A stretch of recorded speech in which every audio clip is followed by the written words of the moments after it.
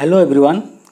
आज हम कर रहे हैं एनसीईआरटी क्लास 10 बायोलॉजी का लाइफ प्रोसेसेस चैप्टर से एक्सरसाइज क्वेश्चन आंसर।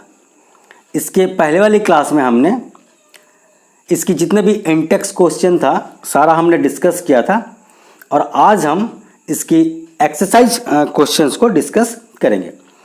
और अगर आपको थ्योरी एक्सप्लेनेशन चाहिए तो वो भी आपको प्लेलिस्ट में मिल जाएगी, आप वहाँ से उसे विजिट कर सकते हैं। तो चलिए स्टार्ट करते हैं हमारा आज का पहला question. The kidney in human beings are a part of the system for, हमारी जो किडनी है वो कौन सी सिस्टम की पार्ट है? क्या ये न्यूट्रिशन है या फिर रेस्पिरेशन है या फिर एक्सक्रीशन से या ट्रांसपोर्टेशन से?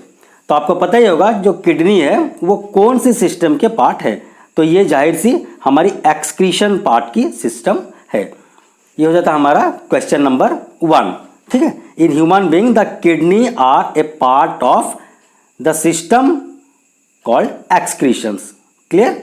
चलिए number 2, the xylem in plants are responsible for transport of water, transport of food, transport of amino acid और ट्रांसपोर्ट ऑफ ऑक्सीजन्स। तो मैंने जब थ्योरी क्लास में आपको बताया था कि ये जो जाइलम होता है, जाइलम किस चीज़ को कैरी करता है, तो ये हमारा जो वाटर है उसको ट्रांसपोर्ट कराता है। और दूसरा चीज़ है फूड ट्रांसपोर्ट कराने के लिए क्या है आपका फ्लोएम। ठीक है, तो यहाँ पर क्वेश्चन है xylem is in the plant are responsible for which of the following. तो ये हो जाएगा हमारा transport of water, water transport कराने के लिए जाइलम हेल्पफुल होता है। नेक्स्ट है क्वेश्चन नंबर 3। देखिए, the autotrophic mode of nutrition require, autotrophic nutrition में क्या जरूरत पड़ता है? ठीक है, तो किन चीज़ों का जरूरत पड़ता है? तो एक सिंपल सी आप नाम से जान सकते हैं कि ऑटोट्रॉपिक न्यूट्रिशन मतलब एक प्रकार की फोटोसिंथेसिस ही हो रहा है। ठीक है, तो यहाँ पर किन किन चीज़ों का जरूरत पड़ेगा? तो आप छोटे क्लास में पढ़ते ही आ रहे हो, इसमें क्या क्या जरूरत पड़ते हैं? तो ये ऑप्शन है carbon dioxide and water, chlorophyll, sunlight, all of this. तो जाहिर सी बात है ऑटोट्रॉपिक मोड ऑफ न्यूट्रिशन में ये सारी चीज़ें जरूरत पड़ता है। तो प्लांट के लिए देखिए ऑटोट्रॉपिक न्यूट्रिशन करता कौन है? प्लांट करता है। ठीक है, तो उसे कार्बन डाइऑक्साइड और वाटर भी चाहिए, क्लोरोफिल तो बहुत ही जरूरी है, सनलाइट बहुत ही जरूरी है। तो ये हो जाता है हमारा ऑल ऑफ दिस। हमारे पास भी कार्बन डाइऑक्साइड और वाटर हो सकते हैं, सनलाइट हो सकते हैं, लेकिन क्लोरोफिल नहीं है। ठीक है, तो इसीलिए हम ऑटोट्रॉपिक मोड ऑफ न्यूट्रिशन में नहीं जाते हैं। ठीक है, हमारा मोड ऑफ न्यूट्रिशन हेटेरोट्रॉपिक होता है। Next question, question number 4। The breaking of pyruvate to give carbon dioxide and water and energy takes place in, तो ये जो in breaking down of pyruvate को जब हम ब्रेक करते हैं तो ये कार्बन डाइऑक्साइड देता है, वाटर देता है और हमारा एनर्जी रिलीज होता है। तो ये होता कहाँ पर है? तो देखिए यहाँ पर ब्रेकिंग डाउन पायरोवेट को ब्रेक कर रहे हैं और कार्बन डाइऑक्साइड, वाटर और एनर्जी निकल रहा है। तो ये कहाँ पर होता है आपका? ये होता है हमारे माइटोकॉन्ड्रिया में। कहाँ पर होते हैं? माइटोकॉन्ड्रिया में। इसका ऑप्शन है साइटोप्लाज्म, माइटोकॉन्ड्रिया, क्लोरोप्लास्ट, न्यूक्लियस। तो ये होता है हमारा माइटोकॉन्ड्रिया में। देखिए यहाँ पर आपका एक चीज़ और बता देता हूँ, कार्बन डाइऑक्साइड, वाटर और एनर्जी जो है, एनर्जी तो हर चीज़ में रिलीज होगा ही पायरोवेट जब कन्वर्ट होंगे तो, लेकिन ये कार्बन डाइऑक्साइड और वाटर जब निकल रहा है ये माइटोकॉन्ड्रिया में होता है। और एक चीज़ होता है जैसे कोई अल्कोहल, कभी क्वेश्चन पूछ ले कि अल्कोहल और कार्बन डाइऑक्साइड और एनर्जी कहाँ पर रिलीज हो रहा, तो ये आपका ईस्ट के केस में होते हैं। ठीक है, और कभी कभी ये भी क्वेश्चंस आ जाता है कि जैसे लैक्टिक एसिड और एनर्जी कहाँ पर बाई प्रोडक्ट निकल रहे हैं, तो वो हमारा मसल्स के अंदर होते हैं। ये सब मैंने आपको थ्योरी क्लास में डिटेल्स में पढ़ाया हुआ है। नेक्स्ट क्वेश्चन, चलिए ये क्वेश्चन देखते हैं। Question number 5, how are fats digested in our body? Fat किस तरह से बॉडी में हमारा डाइजेस्ट होता है and where does this process takes place, और ये प्रोसेस कहाँ पर होता है? तो बहुत ही इंपॉर्टेंट है, देखिए अच्छे से समझिए। Fats are present in the form of large globules in the small intestine. Fat हमारा कहाँ प्रेजेंट होता है? स्मॉल इंटेस्टाइन में प्रेजेंट होता है। किस फॉर्म में? लार्ज ग्लोब्यूल्स के फॉर्म में, मतलब कि बड़े बड़े ढेले के जैसा प्रेजेंट होता है। And the small intestine get the secretion in the form of bile juice and pancreatic juice. ठीक है, तो यहाँ पर देखिए जो स्मॉल इंटेस्टाइन होता है वो गेट्स द सिक्रेशन, वहाँ पर क्या सिक्रेशन होता है? आपकी bile juice and pancreatic juice secretion होता है respectively from the liver and pancreas. तो ये जो बाइल जूस है वो सिक्रेशन होता है लीवर से और पैनक्रियाटिक जूस सिक्रेशन होता है पैनक्रियास से।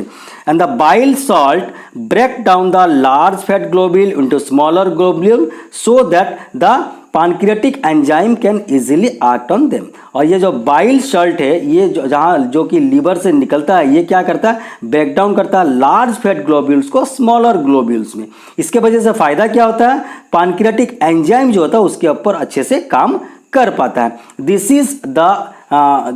Is referred as a emulsification of fat. और इस प्रोसेस को हम डाइजेशन ऑफ जो फैट होता है इसको हम इमल्सिफिकेशन ऑफ फैट कहते हैं। अच्छा, दूसरा क्वेश्चन हमारा इसी में है कि where does this process takes place? तो इसका आंसर होता है it takes place in the small intestine. ठीक है, ये डाइजेशन ऑफ जो हमारे फैट होता है ये स्मॉल इंटेस्टाइन में होता है।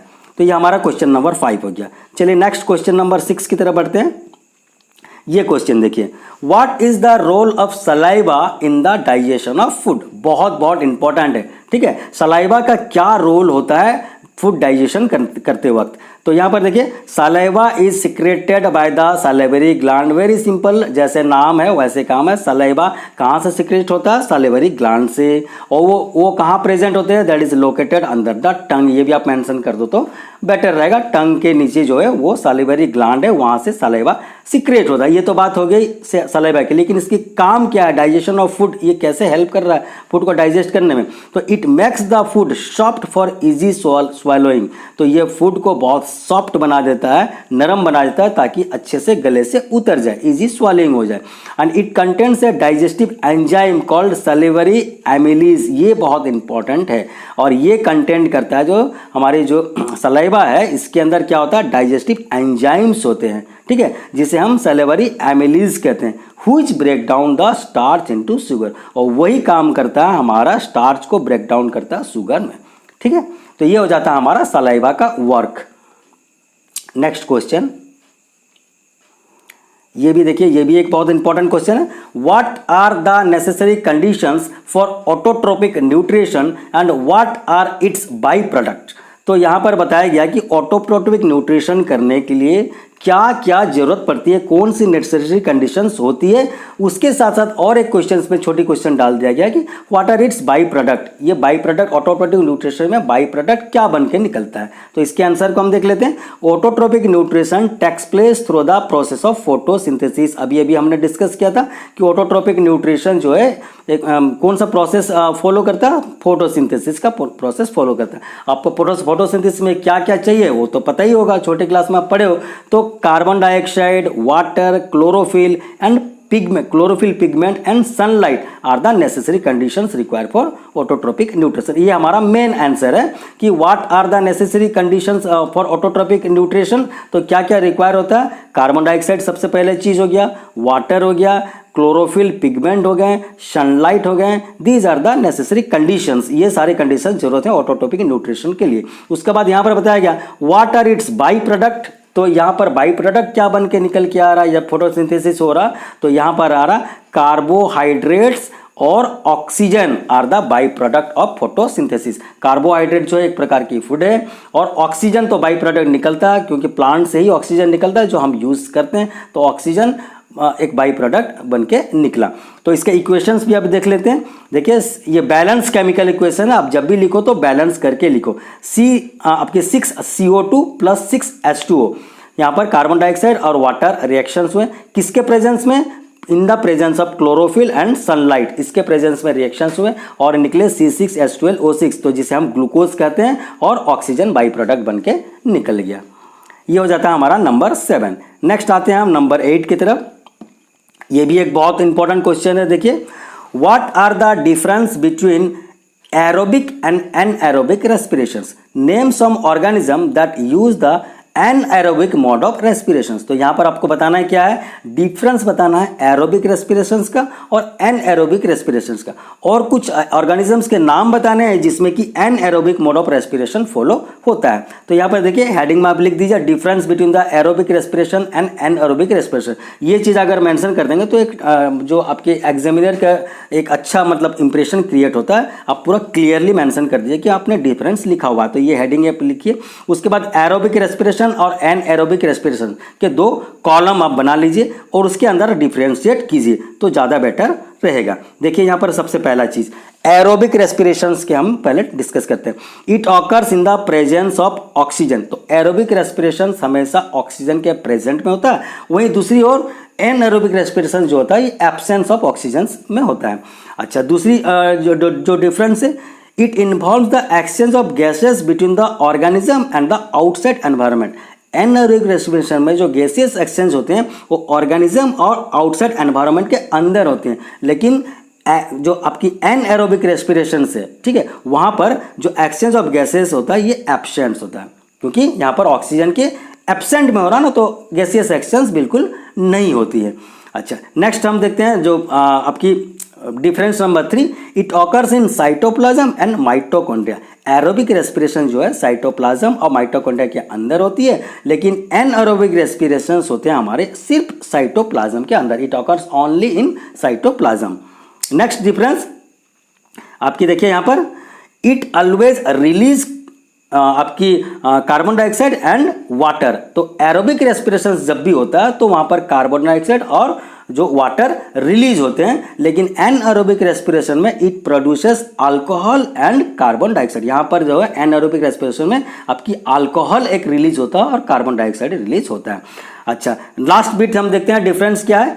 It yields large amount of energy. Anaerobic respirations आपकी एरोबिक रेस्पिरेशंस में क्या होती है, एनर्जी बहुत ज़्यादा रिलीज होती है, लेकिन एनएरोबिक रेस्पिरेशंस में क्या होती है, energy release is very low, बहुत कम होती है। ठीक है। अच्छा, उसके बाद सेकंड बीट में हमारा जो था एनएरोबिक रेस्पिरेशंस वाले कुछ ऑर्गेनिजम्स के नाम बताइए, ये क्वेश्चन था।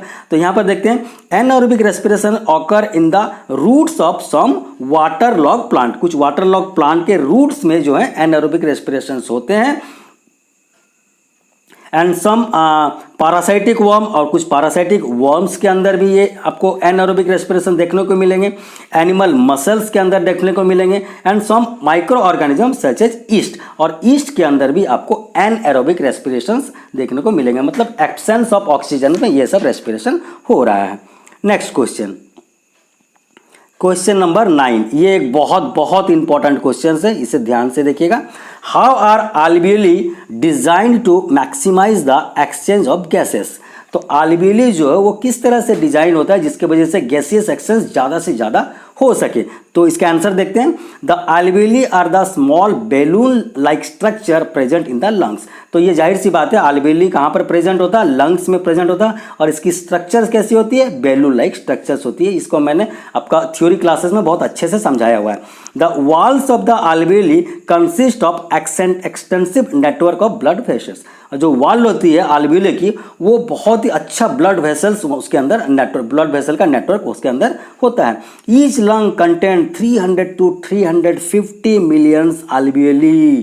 ठीक है, हर लंग्स के अंदर, हमारे दोनों तरफ 2 लंग्स हैं, तो एक लंग्स में 300 से 350 मिलियन alveoli होती है, making it A total of approximate 700 millions in both the lungs. अगर मिनिमम भी हम देखें 300, तो दो लंग्स में हमारा 700 मिलियंस क्या alveoli प्रेजेंट होते हैं। और द alveolar सरफेस, जो सरफेस alveoli ऑक्युपाई करता है उसको हम alveolar सरफेस कहते हैं। तो the alveolar surface when spread out covers about 80 metre square area. और ये जो 700 मिलियंस alveoli है, ये जब एरिया कवर करते हैं तो लगभग 80 मीटर स्क्वायर की एरिया कवर कर लेते हैं। This large surface area makes the gaseous exchange more efficient. और ये जो इतना बड़ा लार्ज सरफेस एरिया है, ये क्या करते हैं, गैसियस एक्सचेंज को मोर एफिशिएंट करने के लिए काफ़ी है। ठीक है, तो यहाँ पर देख लीजिए, एक डायग्राम के माध्यम से भी बताया गया है। इस तरह का मैंने आपको थ्योरी क्लास में भी जूम करके दिखाया होता। ये रेस्पिरेटरी आपकी ब्रोंक्यूल्स है। ये ब्रोंक्यूल्स देखिए डिवाइड होकर यहाँ पर आपकी आल्वियोली है ना, तो ये बैलून लाइक, छोटे छोटे बैलून लाइक स्ट्रक्चर में एंड हो गए हैं, देखिए ये आपकी आल्वियोली कहलाते हैं। और ये सरफेस एरिया को लंग्स के अंदर बढ़ा देते हैं जिससे कि गैसीय सेक्शन ज़्यादा से ज़्यादा हो पाए।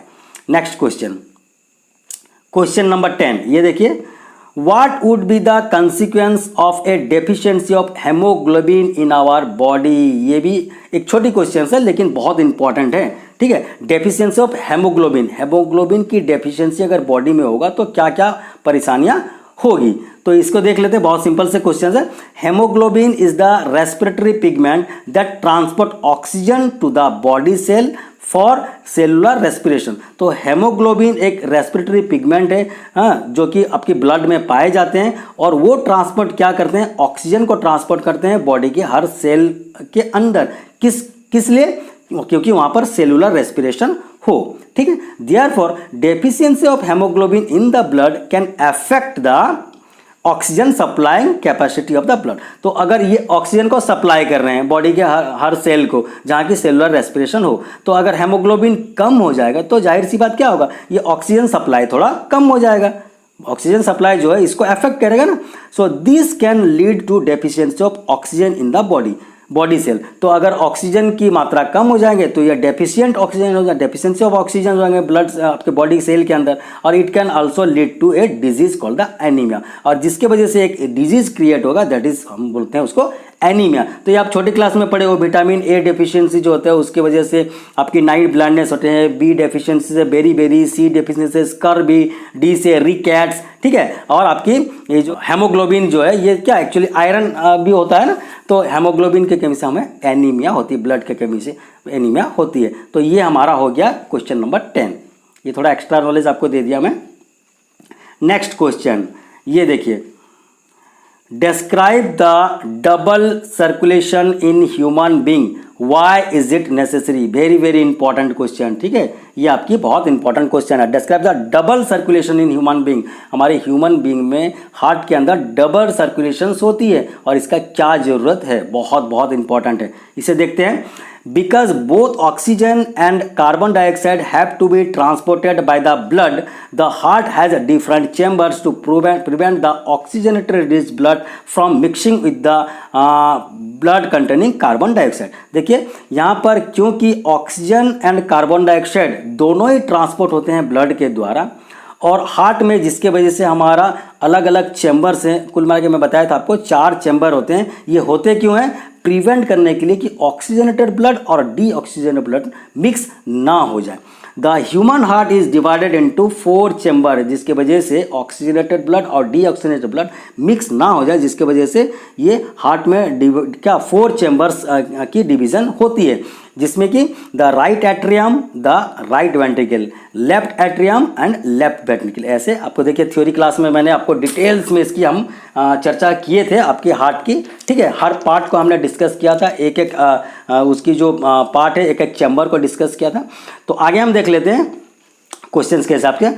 Oxygen rich blood from the lungs comes to the thin wall upper chamber of the heart on the left and the left atrium, and the left atrium relaxes when it collecting this blood, so if it then contract while the next chamber, the left ventricle expand so that the blood is transferred to it. When the muscular left ventricle contracts, in its turn the blood is supplied to our body, out to our body। तो देखिए यहाँ पर जो चीज़ लिखा गया है ये आपको मैं ये डायग्राम के माध्यम से समझा देता हूँ। देखिए, और आप ये थ्योरी क्लास में भी हम लोग इसे अच्छे से किया हुआ है।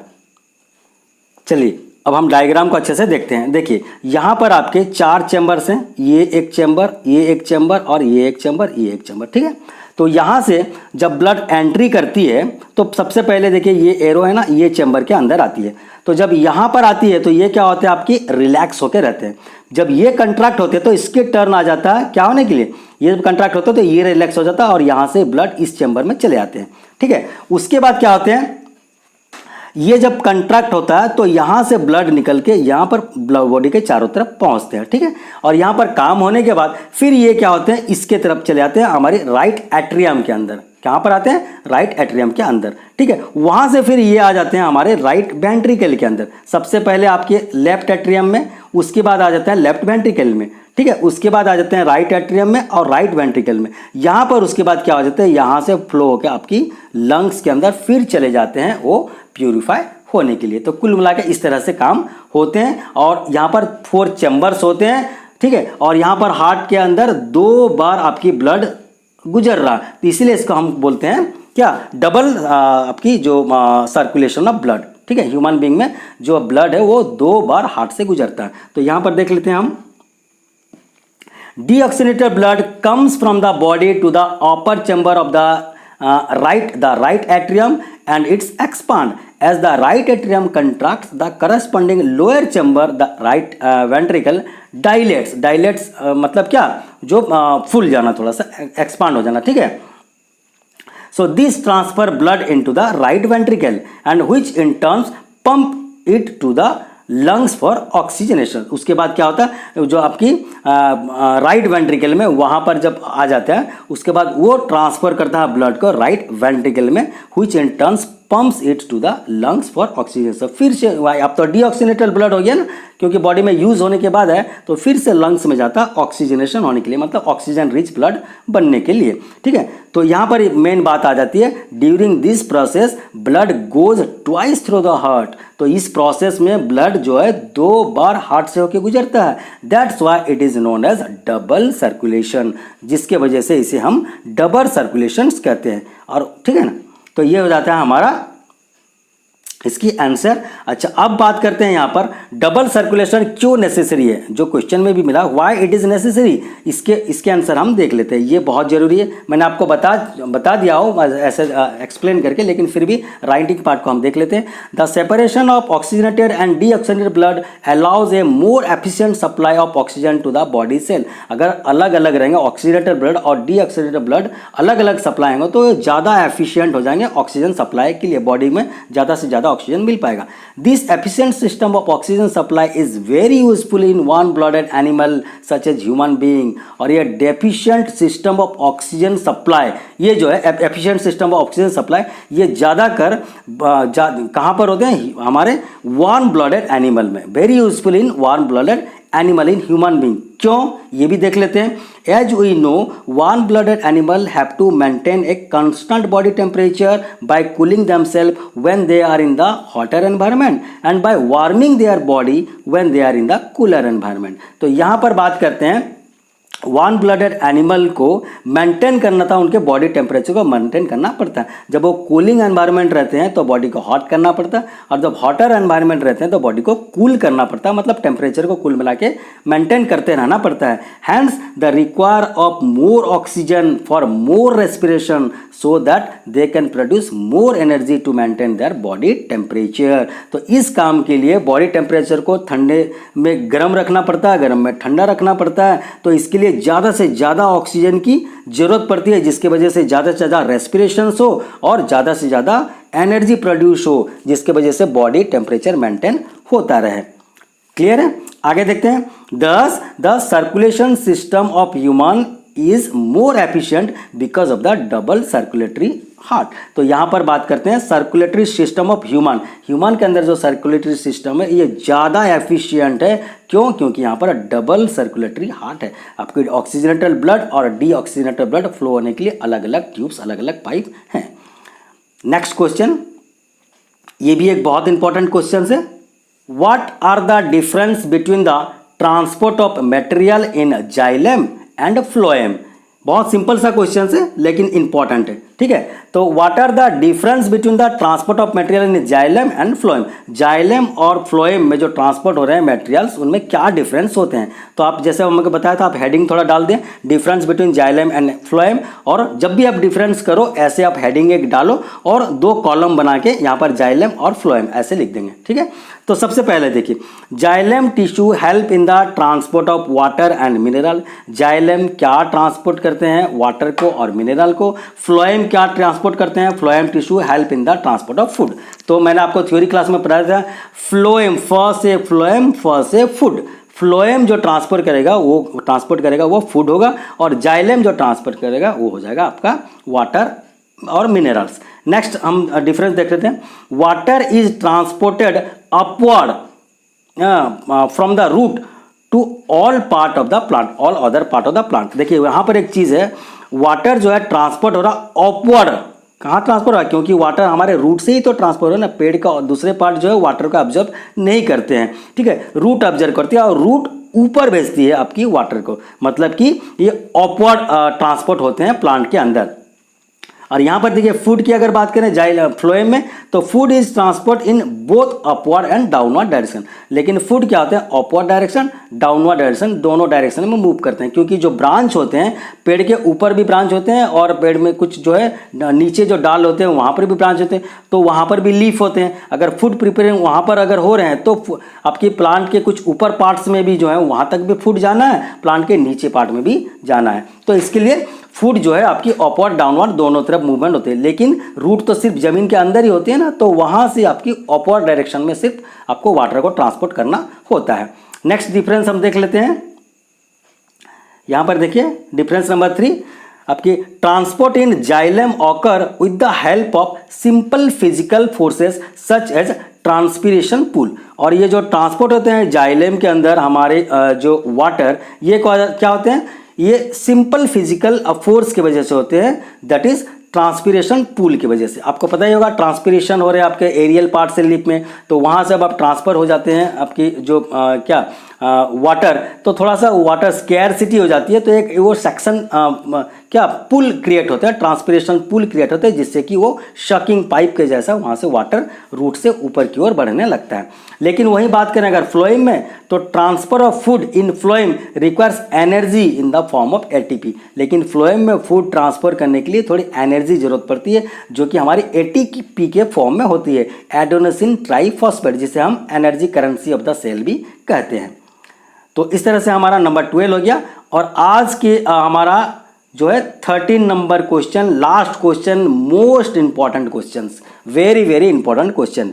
Compare the functions of alveoli in the lungs and nephron in the kidney with respect to their structure and functioning। देखिए मेंशन भी किया हुआ है, आपको कंपेयर करना है alveoli का फंक्शंस और नेफ्रॉन के फंक्शंस। alveoli कहाँ प्रेजेंट होते हैं, लंग्स में, नेफ्रॉन कहाँ प्रेजेंट होते हैं, किडनी में। इनको डिफरेंस करना है किस बेसिस पे, इनकी स्ट्रक्चर और फंक्शंस के बेसिस पे इनको डिफरेंस करना है। तो यहाँ पर भी हम क्या करेंगे, कॉलम बना लेंगे, alveoli और नेफ्रॉन की 2 कॉलम बना लेंगे और हम उसे एक एक करके डिफरेंस लिखेंगे। सबसे पहला डिफरेंस देखिए, आपकी alveoli are tiny balloon like structure present inside the lungs. तो ये तो क्वेश्चंस में ही दे दिया alveoli present in the lungs, तो कुछ करने की जरूरत ही नहीं है, मतलब कि लंग्स में alveoli होती है वो उसने कह रखा है, तो आप यहाँ पर उसे मेंशन कर दीजिए। alveoli are tiny balloon like structure, आपको पता है कि alveoli क्या है, बैलून लाइक स्ट्रक्चर्स होती है और वो प्रेजेंट होती है आपकी लंग्स में। वहीं अगर बात करें नेफ्रॉन की, तो nephron are tubular structure present inside the kidney. और नेफ्रॉन कहाँ प्रेजेंट होती है, इसका स्ट्रक्चर क्या है, टेबुलर स्ट्रक्चर, और प्रेजेंट होती है किडनी में। तो ये हम स्ट्रक्चर के बेसिस पे डिफरेंशिएट कर दिए, क्योंकि यहाँ पर मेंशन किया था स्ट्रक्चर और फंक्शंस के बेसिस पे आपको डिफरेंशिएट करना है। अब आगे बढ़ते हैं, हम इसकी आगे की स्ट्रक्चर को देख लेते हैं और एक स्ट्रक्चर डिफरेंशिएट करेंगे।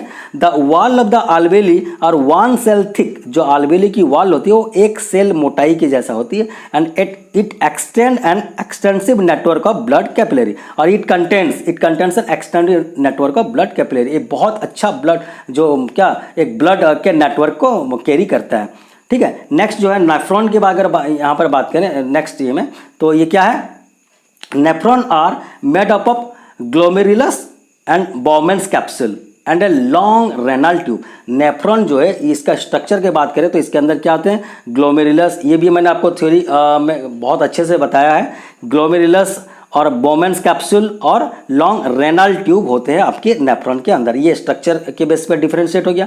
It also contain a cluster of thin walled capillary, और इसके अंदर अच्छे क्लस्टर होते हैं कैपिलरीज के, ठीक है, थिन वॉल्ड कैपिलरीज के एक अच्छे क्लस्टर होते हैं। तो थोड़े छोटे आपकी स्ट्रक्चर यहाँ पर बना करके आप दिखा दीजिए, ठीक है, कैसे प्रेजेंट होते हैं आपकी ये जो स्ट्रक्चर के बेसिस पे किस तरह से ये डिफरेंस होते हैं, ये थोड़े से स्ट्रक्चर बना के आप दिखा दीजिएगा, ठीक है। बैलून लाइक स्ट्रक्चर है और उसमें क्या क्या होते हैं आपके नेफ्रॉन्स में, दोनों साइड में आप बता के दिखा दीजिए।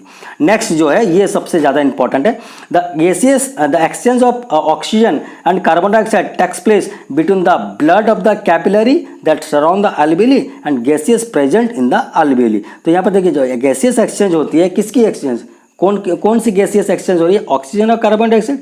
ये होती है किसके अंदर? Between the blood of the capillary that surround the alveoli, sir alveoli के जो चारों तरफ ब्लड कैपिलरी है उसके अंदर, और the gaseous present in the alveoli, और जो गैस प्रेजेंट होती है आल्वेली, इसके अंदर में एक्सचेंज होती है ऑक्सीजन और कार्बन डाइऑक्साइड की। और यहाँ पर देखें alveoli are the site of gaseous exchange, और आल्वेली ही होती है जहाँ पर कि गैसियस एक्सचेंज होती है। ठीक है, नेक्स्ट अगर बात करें यहाँ पर हम नेफ्रॉन की, तो the blood enters the kidney through the renal artery which branches into the many capillary in the glomerulus। तो देखिए ब्लड जो है एंटर होता है किडनी के अंदर, किसके थ्रू से? रेनल आर्टरी के थ्रू से होते हैं, जो कि आगे चल के छोटे छोटे ब्रांच में डिवाइड हो जाते हैं, मैनी कैपिलरीज में डिवाइड हो जाते हैं ग्लोमेरुलस के अंदर। ठीक है, and the water and the solute are transported to the nephron at Bowman's capsule. और ये जो वाटर है और सल्यूट है ये ट्रांसपोर्ट होते हैं कहाँ? नेफ्रॉन के अंदर, बोमेन्स कैप्सूल में। And then the first filtrate the filtrate move through the proximal tubule and distal tubule and collecting duct। उसके बाद ये जो फिल्ट्रेट है, जो फिल्टर होने के बाद जो निकलता है उसे फिल्ट्रेट कहते हैं। फिल्ट्रेट मूव करती है किस थ्रू से होके, कहाँ से गुजरती है? Proximal tubule and distal tubule and collecting duct, ये तीनों से होके गुजरती है। उसके बाद क्या होती है? The collecting duct collect the urine for many from the many nephrons and passes into the ureter.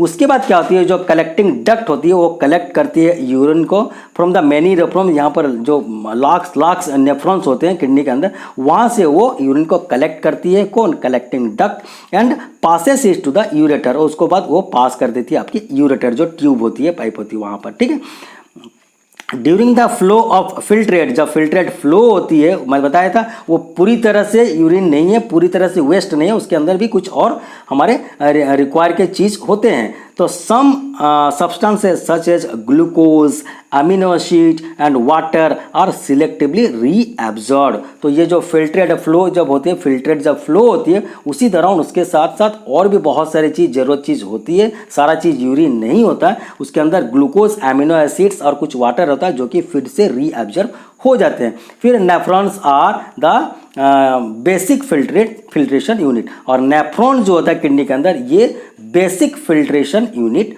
होती है। ठीक है, तो इस तरह से हमारा देखिए आज का जो एक्सरसाइज क्वेश्चन था सारा मैंने नंबर 1 to नंबर 13 सॉल्व करा दिया है, और इसके पहले मैंने जितने भी इंटेक्स क्वेश्चन थे उसको सॉल्व करा दिया था।